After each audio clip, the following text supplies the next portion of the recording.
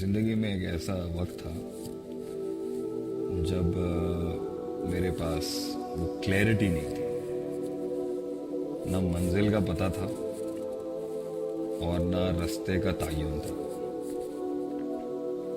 اور یہ ایک ایسا وقت ہوتا ہے انسان کے اوپر کہ جس کو وہی سمجھ سکتا ہے جو گزر رہا ہوتا ہے اس سے، کہ when you do not know کہ میں نے جانا کہاں ہے، میں نے کس ڈائریکشن میں جانا ہے اور میں نے کس رستے سے جانا ہے، ایک تو کس سمت جانا ہے، کس رستے سے جانا ہے۔ تو اس لیے بڑے سیانے لوگ کہہ گئے کہ sometimes people are working hard but they not dreaming the right وے۔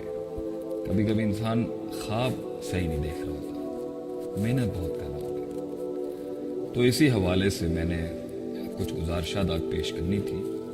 جتنے بھی دوست احباب ہیں ان کو ٹیگ کریں، سب کو بلائیں اور میری باتوں کو بہت غور سے سنیں، کیونکہ اس میں آپ کے لیے بہت فائدہ ہے، کیونکہ ہم ایک راستے سے گزرے ہیں اور گزر رہے ہیں، and it will help you to find missing links and answers to question. تو آج سے 13, 14, 15 سال پہلے پرانی بات ہے یہ۔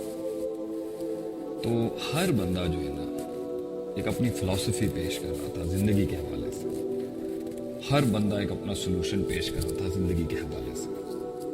Every body had a different package for human mind. تو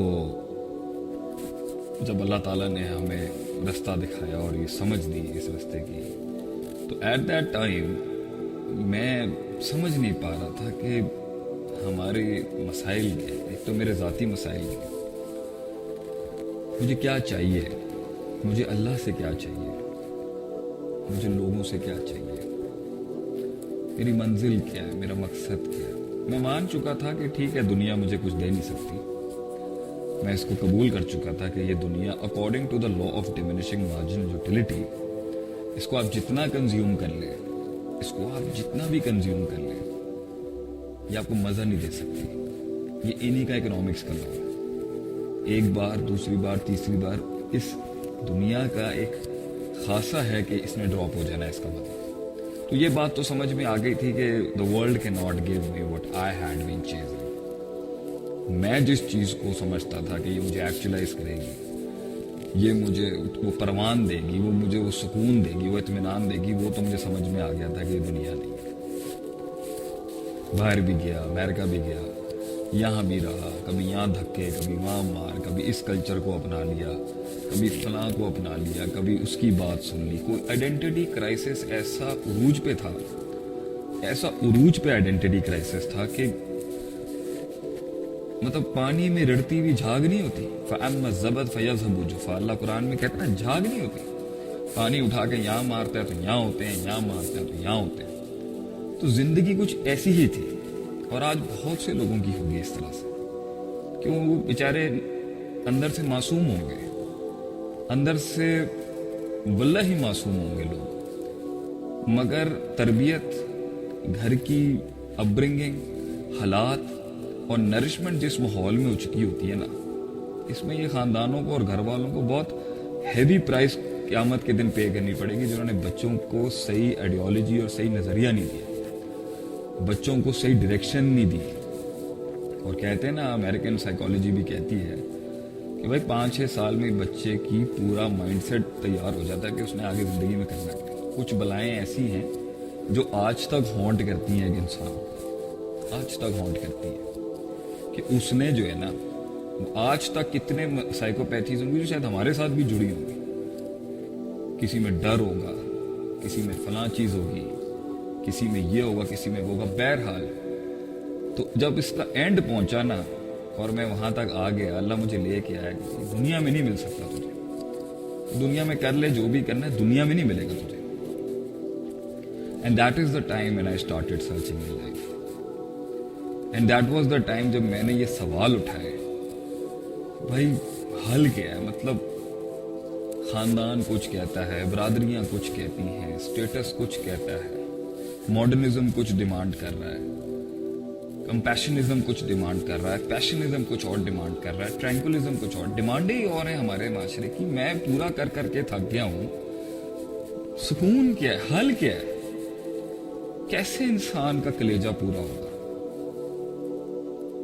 कैसे कैसे वो दुनिया के अंदर उसे फर्क ना पड़ता हो? मतलब आई वॉन्टेड अ लाइफ जिसमें फर्क ना पड़ता हो, भाई मुझे कोई फर्क ना पड़ता हो लोगों की सोच से, लोगों की बातों से, माशरे की माइंडसेट से। मैं आजाद होना चाहता हूं, मैं आजाद होना चाहता हूं। मैं थक गया हूं लोगों को पूरा कर करके।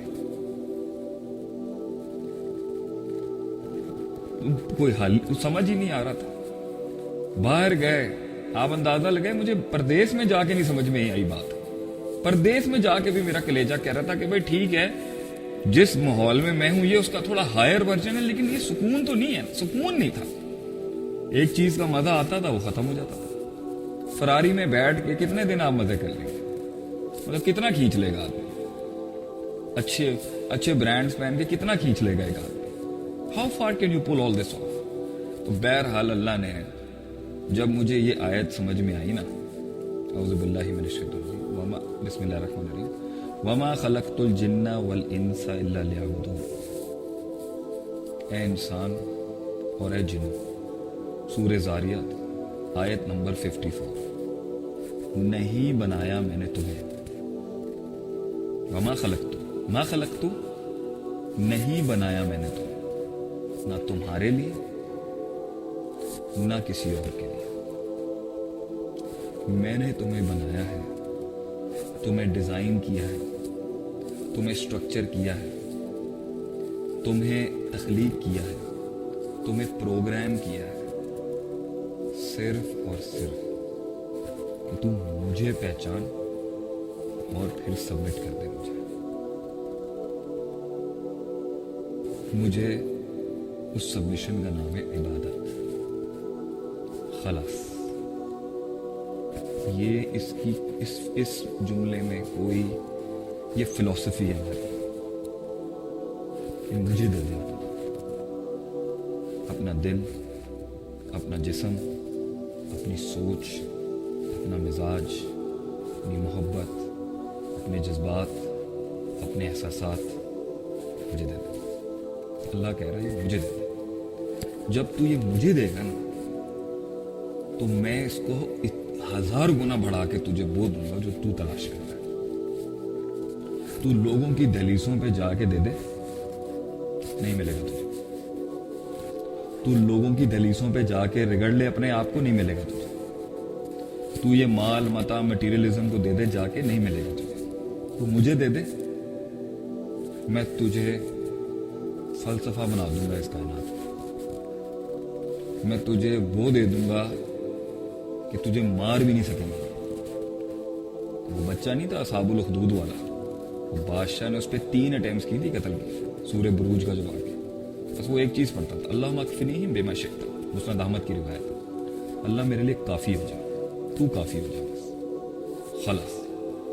बादशाह की 3 अटेम्प्ट्स फेल हो गई उसे कत्ल करनी। तो इंसान को इंसान मार ही नहीं सकता, अल्लाह मारता है इंसान को। युह्यी व युमीत, बंदा नहीं मार सकता, ये गोलियां नहीं मार सकती। अल्लाह फैसला करेगा तो बंदा मरेगा, बंदा नहीं मर सकता इस तरीके से। तो ये जब हमें बेस मिली ना, तो तब हमारी तलाश का सफर शुरू हुआ।